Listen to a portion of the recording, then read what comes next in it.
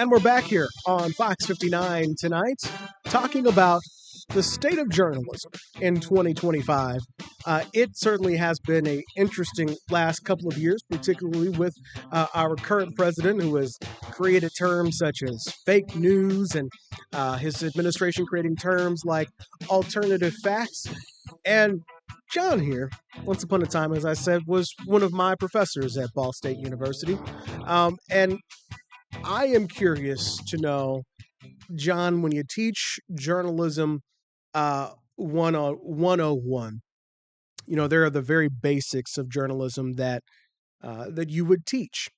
And one of them, I mean, first off, would be, you get the official statement is the statement of record. And so people may disagree with things like police shootings, and I've explained this before in depth on my radio show, talking about it's always police say, because they're the authority on it. You may disagree, but my reporting, unless someone's going to tell me otherwise, it's according to police.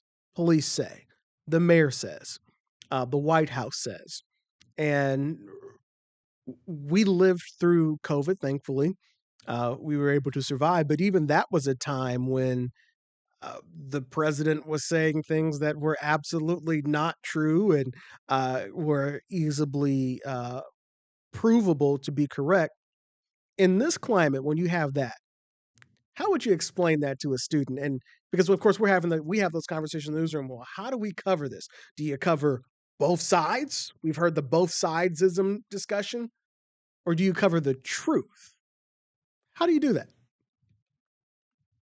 Well, I think there's an interesting question about how you do it and how you teach it. One thing I would point out is, if one side is saying that it's bright and sunny outside and the other side is saying that it's pouring buckets of rain, you don't say, well, according to one side, and then the other, go out and look, right? Mm-hmm. Which is what I think that you're talking mm-hmm. about.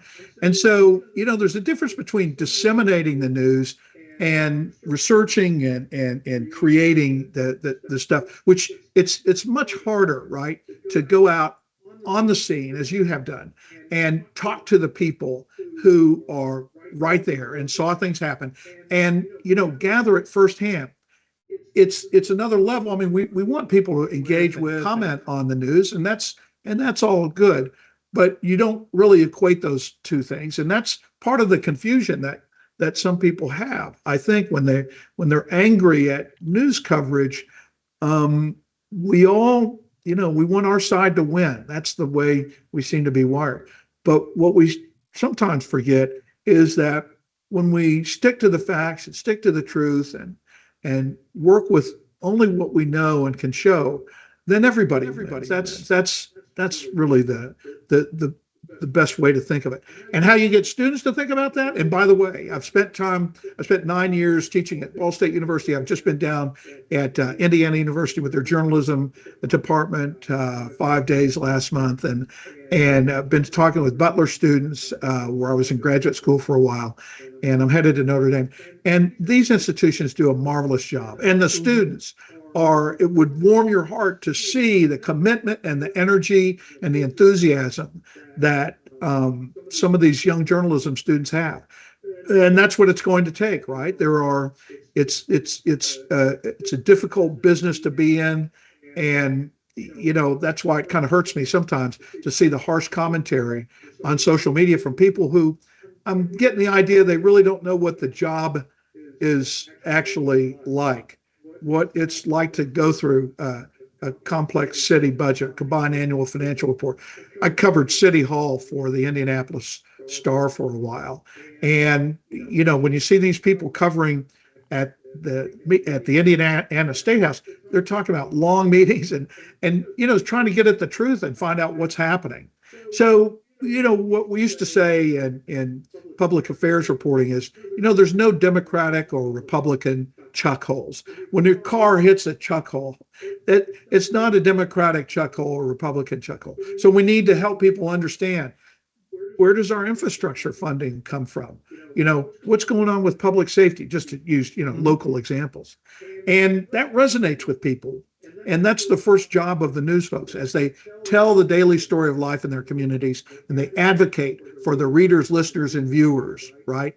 It's getting to the heart of the matter about questions that people are most concerned with. John, if a student comes to you and says, Professor Strauss, is my job first to be accurate, or is my job first to tell both sides? How do you answer that? Well, I think you can certainly do both, right? And there's often more than just both sides. There's, multiple points of view. And, you have to do that because today, so often that's not done, right? So, often what we see in social media, and there's a lot of research around that, people will see something, some kind of post that confirms a belief that they already have. And without reading it, just the headline, they'll share that, Mm-hmm. right? Without really engaging with the idea of is this true or not? And all kinds of folks do this. And, it doesn't really help anybody. But there's a psychological principle called confirmation bias. And that is, we tend to believe the things that confirm what we already think and believe. And Mm-hmm. so, in this divided world that we're in, the way it looks to me is that there are certain entities that are set up to monetize that confirmation bias and the anger that people feel. And immigration is a great example of that. Do nations need to control their borders? Yeah, I think that's pretty obvious and evident. Are there sources of information about how many people are attempting to enter the country at one point? Of course there are. Um, does the but the an equally important question is, what are these 11 million folks, if that's the correct number, what are they doing? Well, they're putting the roof on the house next to your house, right? They're major players in food service.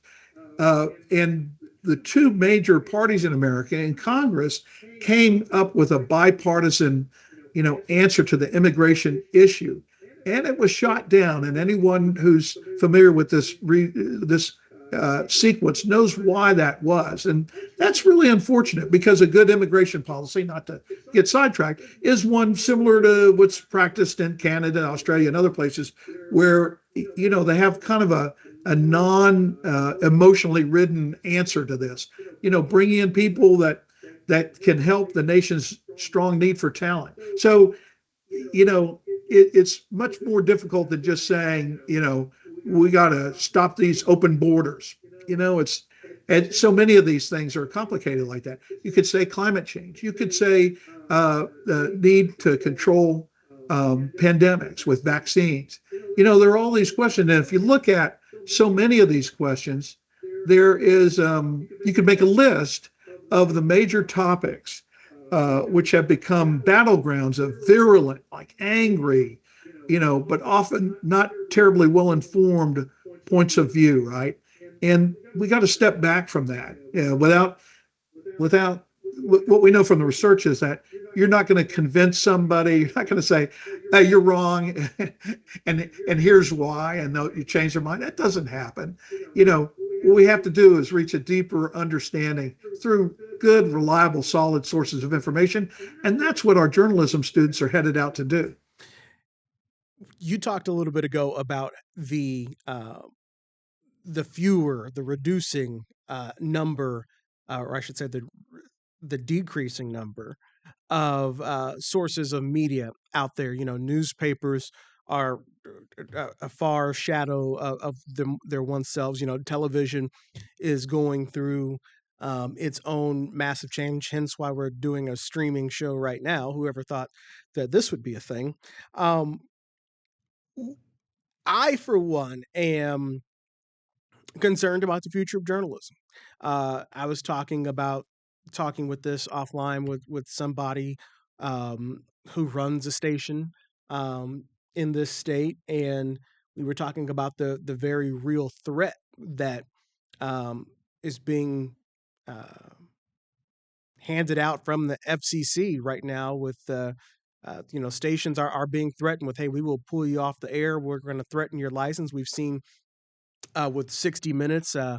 It's owned by CBS and therefore Paramount, which has a big merger that they need to get through. And they need the approval of the Trump administration to do that. And so the word is from the folks at CBS and 60 Minutes is that they've been told, hey, uh, we need to play nice and do some softer coverage on the president because that's what he wants and that's what we need to get this deal through. Now, hey, business is business. I understand that. And we've also seen at the Washington Post, Jeff Bezos has said, "Hey, let's be a little softer this time around on the president with our editorials." And both of those are just some examples, has led to people walking off the job. And I want you to explain why these people are walking off the job because there's a thing of ethics, and there is uh, like I said earlier, this station's job is to make money. Um, the general manager and the sales department don't dictate or push what stories get covered every day, but um, do you have to be mindful about people who are paying the bills and who are your commercials? That's something that comes up and has to be thought about. But at the levels that we've seen people walk off the job, it's because it's very much against what they've been taught, who were taught by teachers like yourselves to say you have journalism independence, and if someone is trying to control your reporting, um, that is a bridge too far for a lot of people, and obviously for these folks. What?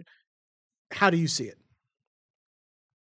Well, I'm remembering the great quote. In the end, um, we will remember not the words of our enemies, but the silence of our friends. We've been here before, right? The country, that's MLK, by the way. The country's been through many periods over the years of great stress and the conflict and the friction between points of view. And in the end, um, one of the things that's always carried us through is that we have a constitutional system that protects speech from infringement by the government. There are limits to free speech, just as there are limits to all freedoms. You can't shout fire in a crowded theater, is often said that. But if you have a federal government that's targeting entities on the basis of their speech, I came from the Associated Press, and the AP, after a determination was made from the White House that the Gulf of Mexico would be called the Gulf of America, changing centuries of maps. And by the way, we're not the only country that's on that Gulf. The AP, said, well, we're still going to call it the Gulf of Mexico. And there was retaliation for that. We've never had a system that's quite like this, where entities, particularly news gathering entities, are being targeted for their speech. And I know, as I say that I have friends who will say, well, the news media is really biased. And is it really? That's not what most people think in America. There's a partisan divide, to be sure. But think about how that is fueled by people with an interest in creating that divide, right? I mean, we've got a real problem with social media in our country, where algorithms, which are the mathematical guidelines that determine what you'll see if you log into Facebook, these other programs, they are set to amplify the material that creates the most emotion, right? And, when have we ever said that making decisions when you're angry, when you don't want to hear what the other side says, has been a good idea? That doesn't work. But yet it's a money-making enterprise for some people. And so that really concerns me, but it does give me hope when I look at what else is going on besides these attacks on freedom of the speech. And there are attacks, as you point out. We've talked about, what's happened with newspapers and how so many have closed, how the news the newspaper business, print media, was a $49 billion a year enterprise in 2006, and it's in the single digits now. Any entity where 90% of your money goes away is going to be really in trouble. Balance that, on the other hand, with a group like Press Forward, which is assembling grant funding to the tune of $500 million to support community journalism around the country. These are foundations that say, community journalism, journalism in general, but community journalism is at the heart of democratic decision making. And that's really true. I mean, how do you know what to support in terms of local education, local infrastructure, roads, and public safety and health if you don't have the information from trusted sources? And people trust, in general, the Pew and others have found, people trust their local news sources. I mean, I know I do. I look at everything with a skeptical eye, and I want to see the original. I want to see the links to the original documents, and I want to see all that. But I trust my local news gathering folks and many of the national ones as well. Much more than the people who have come from a point of view uh, with what you might call motivated reasoning, right?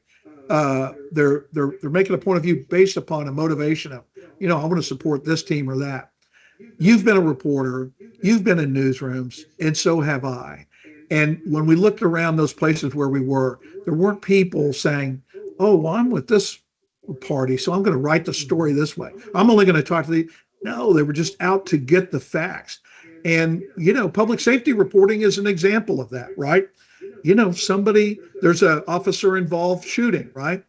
Um, what's the first thing we're looking for? Some body cam. We're looking for, did anybody see this happen? Trying to get to the facts, not trying to attack one side or defend the other, but just, hey, what happened here? And to their credit, there are lots of people in public life, who support that and believe in that. And that's where I hang my hopes, that we as a nation are realizing the importance of understanding what's going on down at our school boards, at our departments of health, in our classrooms, and because we're paying for it, and not listening to angry voices from one side or another, but trying to get to the facts. You talked a minute ago about the AP in that situation, how they ended up being barred from covering the White House and being in the room with the president because they wouldn't call it the Gulf of Mexico, or call it the Gulf of America, despite it being called the Gulf of Mexico forever and a day. Um, Obviously, I know AP is something that's near and dear to you, but and you haven't been there for some time. But when people said that's the AP being biased, the Associated Press is like, I mean, we talk about how you talk about how great PBS and everything is. Everybody uses the AP's information because it's about as straight and narrow as this is what happened as it gets. Everybody from Fox 59 to Fox News Channel to ABC News to KTLA and uh, Los Angeles to the BBC overseas. Everybody subscribes to uh, the AP's reporting because it's just really matter of fact. There aren't really Associated Press personalities. It's just it's a wire service of information because everybody can't afford to send a reporter to the White House or overseas or to this natural disaster, and they really fill that void. Could you just explain, or I guess let me ask you, as again, if I'm a student and I'm asking you, why wouldn't the AP just call it um, the Gulf of America? Well, and that's because there's this Yeah. thing called AP style. They have rules and Fair. guidelines. Sure. I mean, fair question, right? So I helped run AP newsrooms in 3 states. I was at what was then called the general editing desk in New York City. I was an editor and an administrator there. I sat in on our global meetings that happened every morning, helping think about how the coverage would evolve. Um, you know, it's been the Gulf of Mexico since the 1500s. Okay, nobody's entitled to, no politician's entitled to come in and say we're going to demand that you change all the maps in the world. Um, uh, I think it's responsible of the AP to just like hold off on that. That's not a political decision. That's just the AP's been around since 1848. Was formed by a cooperative of newspapers who, in the times before telegraphy, news would come from Europe on ships. And the ships would arrive and they had these newspapers and everything, that all the stuff that had been going on in Europe. And a bunch of reporters would meet the ships and grab the papers and then tell America what was going on in Europe. Well, these newspapers figured they would combine their efforts and have like one or two people there to do that work and then share that with others. And eventually telegraphs were available then, but just not overseas. And so that's how the AP began. And by the way, in the 1860s, in the U.S. Civil War, right, AP correspondents were often the only reporters on the field of battle because they didn't represent, newspapers at that time were more highly partisan. They didn't represent one position or another. They were there just to get the facts. And the AP has always had that point of view and defended it vigorously, and it's part of its DNA. I'm proud to have come from that world, and I don't think that they should be punished because they're going to continue describing this body of water as the rest of the world does, as the Gulf of Mexico. That seems odd to me, and I wish it were the only odd thing that's happened recently, but it's not, and we should realize that. Is there and there's a thing called AP style as well. Just to explain to people how much we all rely on AP, because it gives us a guideline of this is what we are going to call, like uh, this, we all still call it the Sears Tower, but it's now called the Willis Tower. And so when you reference it, you look up, what are we calling the Sears Tower these days? Okay, we're calling it Willis Tower. Or how are we going to spell certain words? Are we going to spell um, bus as Busses, or are we doing one S? You just kind of look to the AP to Those are see. kisses. We look to see what that guidance Right, is going to be for you. right, right, right. Yeah, so there are any number of style books. There's the Chicago Manual of Style, which is used in academic writing. The AP style book arose because the AP, I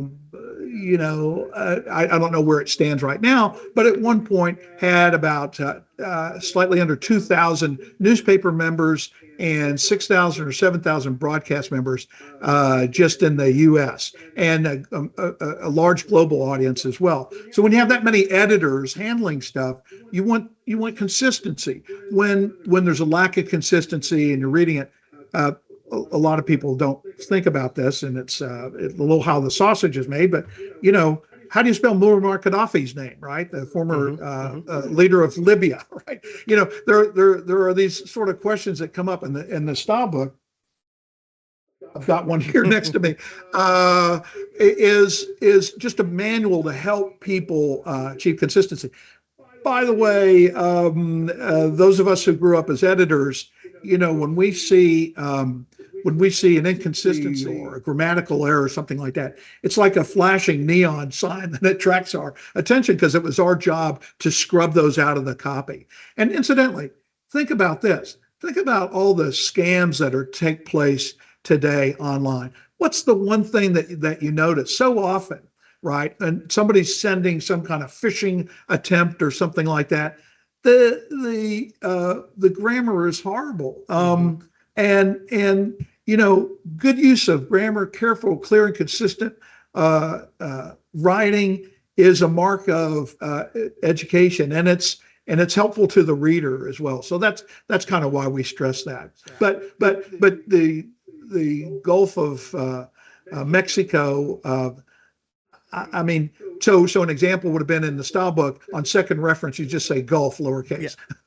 I mean, that's the kind of thing that most people really don't care about the style book. But for those who maybe watching and interested in communications, your jobs a lot of times you can actually make good money writing for people who benefit from your knowledge of grammar and ability to create things with clarity and concision. And To bring this all home, I asked you these questions for a reason. The AP has been around for how long? Since 18, I want to say 1848, might be 1846. So when the student asked the teacher, well, why don't we call it the Gulf of America? And that's because since 18, what was it? Let's say 1848. Since 1848, we have decided what we're going to call things by following AP style. And just because now that this current president, who's only been around for a couple of years compared to 1848, said so, doesn't mean we change it because we have our newsroom guidelines. With that said, multiple companies have decided to say we're going to call it the Gulf of Mexico just because the president said so. But literally, I guess the answer is, well, we can either call it that because the president said so, or we stick to our guidelines Well, that we've been using since 1848. yeah, let's step back for just a second. Think about it this way, okay?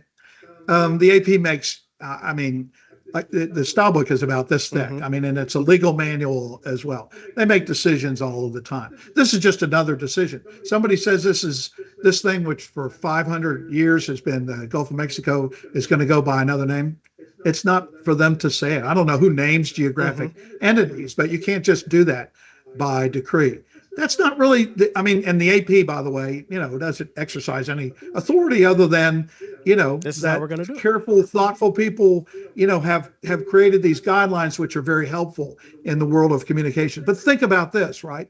What under what government would you allow the executive, some element of the government, to tell people what to say, right? That's not Mm-hmm. America. That's not America. There are other countries like that. Mm-hmm. But I'm proud to say that's not been America, and it shouldn't be America. And, we talk about our rights in America. And, the people, sometimes somebody will say, hey, I've got my First Amendment rights. Yeah, First Amendment rights. You don't have First Amendment rights to stand up in the middle of the store and denounce the store. And when you're on public property, you're subject to their rules and everything.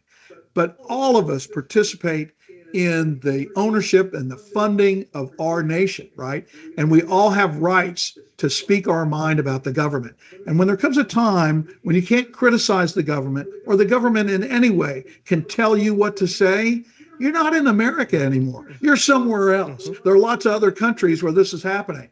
And to the extent that it becomes a threat of this happening in America, I hope everybody's concerned about that.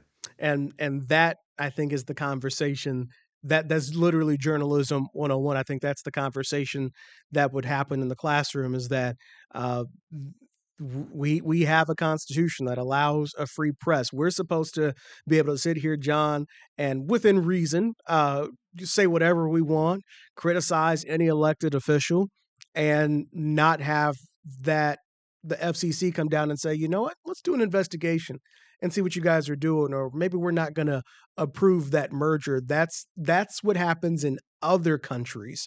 And at the end of the day, to circle it back to PBS and NPR, that's the value of them is that they're it's free and it's information for everybody to where they don't even have to worry about mergers and profit and commercials. At the end of the day, that's one of your uh, cleanest of bias and I won't even not even bias, but pressure, impact, influence is the word that I'm looking for that you would find is there. Well, just one other quick word about government. You're a graduate of Ball State University, and you know that there's a vibrant student media presence there that has won tons of awards over the years. These are dedicated students that work so hard, and it's an example of hands-on learning, immersive learning. Mm-hmm. That's the best kind of learning, and it's a great experience for these students. The interesting thing is the students at the Ball State Daily News, which is the newspaper, at Newslink, which is the television news show, at WCRD, which is the main student radio show, Ball Bearings, so forth and so on. Those students are not told what to write by professors Mm-hmm. or by the university administration. And I'm so proud that Ball State, IU is the same way. These are public institutions. They don't tell these students what to do. And the experience, first of all, that's right. That's honoring America's commitment to free speech, but it's also a great experience for these students who learn how to run Mm-hmm. a business of their own, a newsroom of their own. They'll make mistakes, right? Mm-hmm. And when mistakes are made, we don't say, everything should be shut down Mm-hmm. and throw out the baby with the bathwater. People learn from mistakes. And so that's important to remember in commercial journalism and journalism elsewhere. Mm-hmm. People can always say, hey, you got that wrong. Well, I mean, at least at the AP and traditional, real mainstream news media sources, they admit when they got it wrong, they correct it and they fix it, right? And so they're committed to getting it right, and I appreciate that and I honor that in the work that these people are doing. Well, John, we are out of time, but I will say I'll take this opportunity to shout out Ball State. You mentioned NewsLink Indiana, where I was an anchor, and WCRD, the radio station where I was the news director, at the time of which we won a national award for journalism. We were also ranked, we were mentioned on David Letterman's show, The Late Show, for being the radio station of the year, and we won several regional journalism awards under my leadership. Just wanted to throw that out there. But of course, all of that is possible due to fantastic teachers and support like yourself and Terry Heifetz, Phil Bremen, Susie Smith, Tim Underhill. The list goes on. And our fabulous dean at the time, Lori Byer. Shout out to Lori. But again, all of that is due to the fantastic autonomy that the students at Ball State get. And we can talk about Ball State all day. But John, we are out of time, and I do thank you for coming on to bring your expertise about everything from teaching in the classroom to public media. Thank you, sir. Thanks, Cameron. Good to talk with All you. right, that's going to do it for this edition of Fox 59 tonight. We're out of time completely, so we will see you tomorrow night at 8 for more news of what's happening in and around Central Indiana. I'm Cameron Riddle. I'll talk to you Sunday morning on my show, Open Lines, on 106.7 WTLC and Hot 100.9 that airs at 8. Call me on our live line. We'll talk about this topic because it's been a big topic this week and more. For now, have a good night.